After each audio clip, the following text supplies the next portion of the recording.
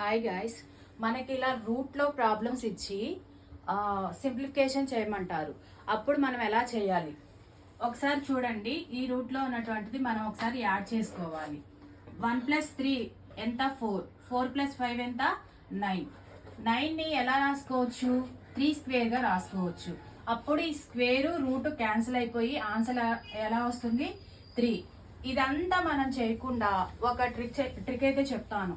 మనకి 1, 2, 3. 3 అనేది ఏ సంఖ్య? బేసి సంఖ్య.